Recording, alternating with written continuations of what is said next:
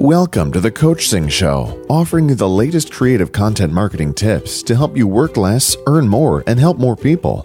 Are you a coach zinger yet? Join the community where the world's best coaches, therapists, authors, and speakers come to discover the latest industry trends and partner with other like-minded professionals. Go to coachzing.com/community to join. And now, here's your host, Doug Foresta. Hello, welcome back to the Coachzing Show. This is Doug Foresta. And today what I was thinking about was, my guest is Michelle Demers, and we're going to be talking about a topic that's been on my mind a lot in my own business, which is how to use the internet, but how to be high touch. I know that many of you, are coaches, speakers, authors, and you didn't necessarily sign up to be internet marketers, but yet at the same time, like me, you see the power of the internet, you know it's useful. And so Michelle is an absolute expert in this area. She's a good friend of mine. I know you get a lot out of this, so stay tuned. I'll say a little bit about her, bring her right on. Michelle Demers has worked with hundreds of coaches and consultants over the past 15 years on sales, branding, online and offline marketing, and product and service development. She's the co-founder of More Clients in Less Time. It's moreclientslesstime.com, specifically helping coaches and consultants to get out of the exhausting grind of one-on-one clients and into the limitless financial potential of group coaching and training programs. Michelle, welcome. Thanks, Doug. Happy to be here. Thank you. So, yes, and we've never spoken before. I just want to make that clear. I have no idea who you are, but I heard things about you. And no, I'm glad to have you here because you're a good friend, and I think you're a brilliant person. So let's talk about this idea that, first of all, maybe you could say a little bit about the idea of, I guess I would call it high touch, of how, one of the things I've heard a lot is you have to have a big list, you have to have a big list, you have to, you got to have a list of 10,000 and then you can fill your coaching programs. Is that true? No, it's not true. I mean, it certainly helps. I think it might be good to just paint a little background. Yeah, absolutely. Where before this whole internet craze happened, I think it really started taking off in that whole coaching consulting world in the mid 2000s when courses started going online and people started looking at the internet as where to build their practices as well as how to actually sell and market their programs. And through that whole internet marketing craze, there was that thinking of passive income, earn money while you sleep, go sit on a beach and drink margaritas. I remember that one. Yes. The cash register or just keep ka-chinging along. And we kind of forgot that actually we still have to do traditional business too. We have to go out. We have to meet people. We have to press the flesh, shake hands, speak. We need to pick up the phone and call people sometimes. I mean, God forbid we do that, right? Well, it's funny you say that because I have an online community, but a lot of my online community are people that live geographically close to me. I mean, I have people in Australia, but I do have a lot of people who live close to me, and they formed the beginning of my online community. So I can see them in person, and they also are connected with me online as well. Yeah, I mean, you see these big online gurus, they have lists of 50,000, 100,000, 300,000 people, and they can put programs out and they can fill them no problem just with online subscribers. Right. And I'm not saying that that's not possible or it doesn't happen, but we're looking at the top of the people in the industry and what they've been able to build and do. And they're sort of modeling this for everybody else. And the reality is that, number one, a lot of people aren't going to get to that place. And number two, a lot of people, you have to start in traditional business methods to actually get to that place. You can't just go from being a therapist or being a coach and being very kind of one-on-one and hands-on with people to being totally hands-off and behind a computer screen. You ever see that Jackie Chan movie, Shanghai Noon, with Owen Wilson? I haven't. I'm so bad with movies. All right. Well, I'll describe the scene for you. You know who Owen Wilson is, right? I Owen do. Wilson. Yeah, so Owen Wilson and Jackie Chan are in the movie. And of course, Jackie Chan is Jackie Chan. And Owen Wilson is not at all good at martial arts. And they're being chased by these bad guys. And Jackie Chan runs straight up a wall, like just straight up like a 10-foot wall. And then he gets to the top and he says to Owen Wilson, come on. And Owen Wilson looks at him and he goes, what in our history together makes you think that I'm capable of something like that? And that's how I feel sometimes about, when gurus share like, I did this or do this. It's like, I walk straight up a wall. Come on up. And I'm like, I feel like Owen Wilson in Shanghai Noon. Yeah, I mean, the thing is, to be able to have that level of success, there's so many variables. It's such a formula to it. And I mean, there's really so much to it that we don't see behind the scenes that nobody talks about, right? Right. And the thing is, I mean, I know in our industry, I'm a coach consultant as well. So I'm in the industry of the clients that I work with. There's so many people that would be happy to earn $50,000 a year, and they're not even at that point yet, right? And so the thing is, if you want to get to be that 6-7 figure business or be that guru out there, and you absolutely can, but the steps you have to take are not always the ones that are being taught, because not all of us have the luxury of time or all the right skill sets or have the money and resources to invest or have all the connections and things.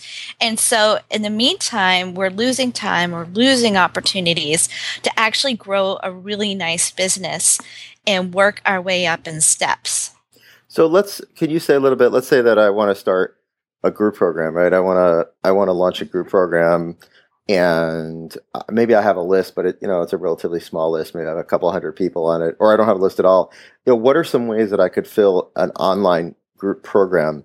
If I, like I said, I don't have the guru rock star list. Maybe I don't have any list at all. Can you give me some ideas? Sure. Well, first, I think it depends on what kind of group you're trying to create. If the idea is that you do a lot of one-on-one coaching or consulting and you want to capture your expertise and deliver it in a way where you can work with groups, that's typically what most people want to do, because even if they love one-on-one stuff, eventually we all get kind of burnt out with it and there's only so much we can do. And if we want to stay in business and grow, we need to incorporate groups in some way, shape, or form. So you first want to look at your business and the kinds of clients and people that you work with and think about how to create a group that becomes an extension of that, and actually is something that those clients that you do a lot of one-on-one stuff with could also be a part of. It could also be a value add for them to be part of that group, or you can transfer them in there and therefore lighten up your one-on-one load. But no, go ahead. I'm sorry. Go ahead. Oh, no, go ahead. I was thinking I wasn't really answering your question just yet, but I can. Go ahead. No, go ahead. Answer that first, and then I just had a thought pop in my head. Go ahead. Yeah. Well, your question was asking how do you fill the group, so Right. I was leading up to that.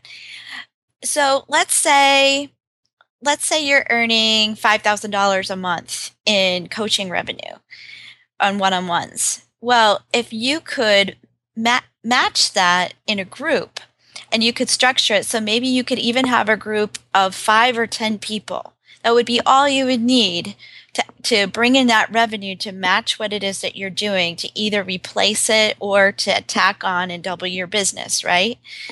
Then, I mean, simply, you just need 5 or 10 people. So you can talk to your current clients and get referrals.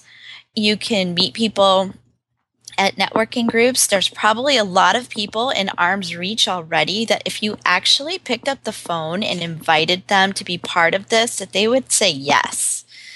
And part of it, Doug, is the invitation. So many of us don't even ask people if they'd like to do business with us. We have a lot of conversations of getting to know each other, but then hey, would you like to be a part of this? Or I could help you. Would you like to be a client?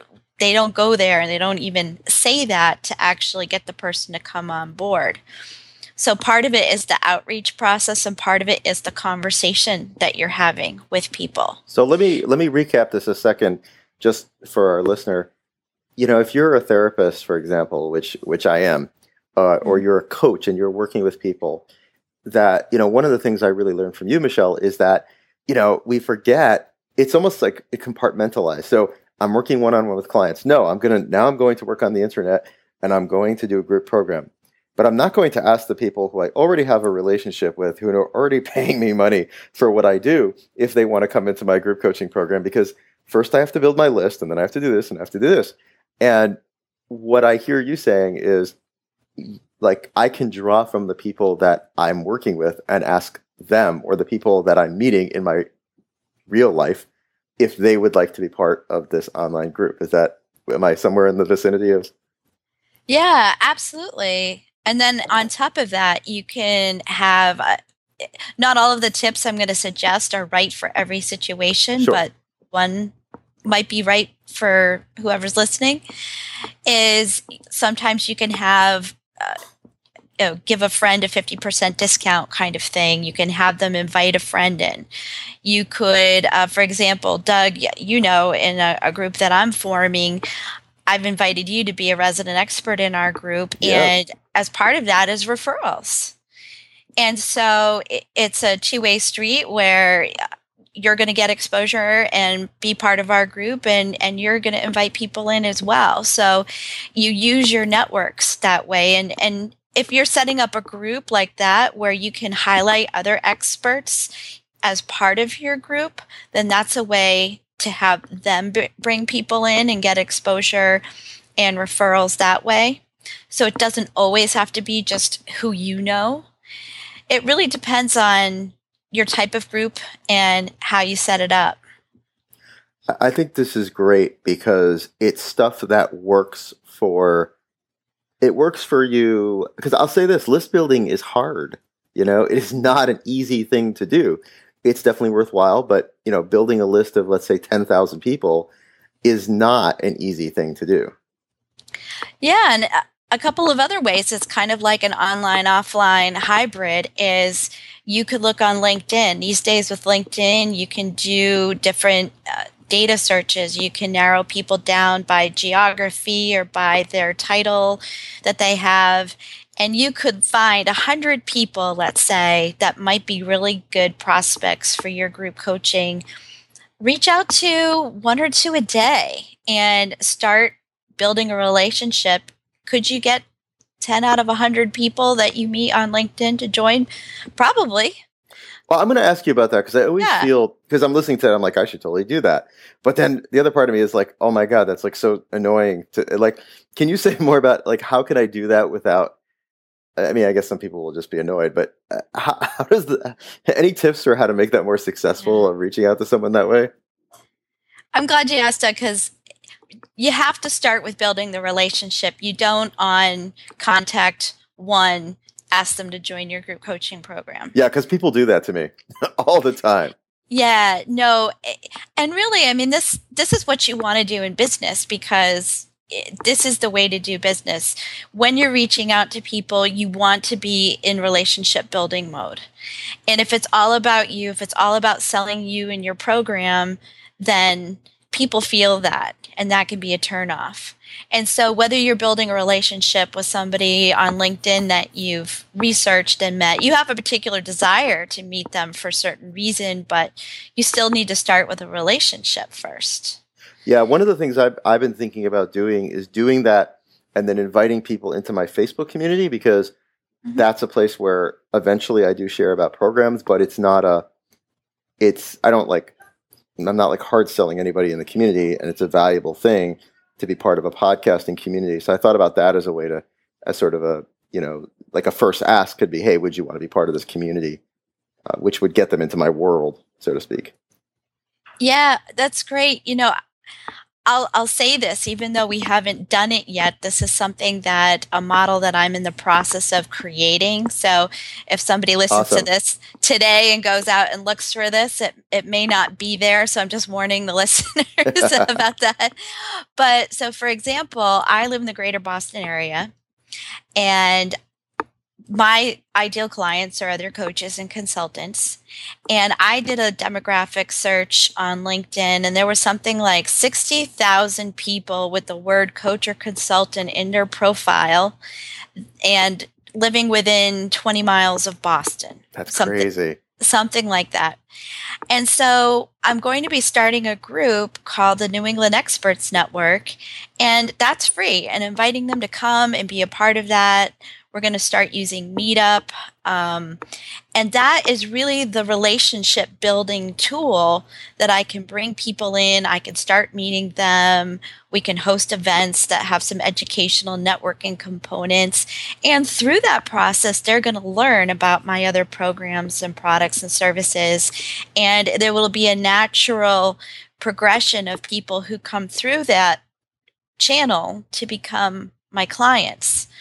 But the idea is that I'm creating a place for them and getting to know them, and they're getting to know me. And it's not like, I walk right up to them and say, hey, I want you to join my group coaching program.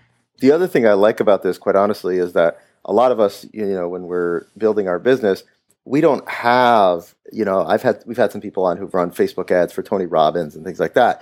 And when you have like tens of thousands or hundreds of thousands of dollars to run Facebook ads constantly, I mean, you can become famous really quickly, no question about it. But a lot of the methods you're talking about really don't cost anything, right? They're not really, I mean, your time, but they're not costing you financially. I'm glad you brought up that point, because I think one of the other things that maybe we got confused about when we look at the gurus is that things do take time. And I hear so many people who they'll quit their jobs, or they decide to get rid of all their clients in their practice, and then they're going to start this other thing. And they don't realize that it takes a lot of time to do that. Tell me about it.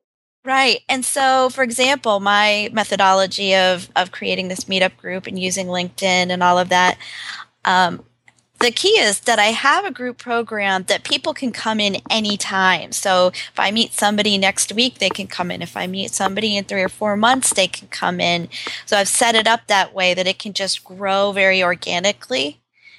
And so it might take me a year or 2 years to get to a really big place where I have lots of people and I've got 6 figures of income rolling in every month. I'm not going to get there tomorrow.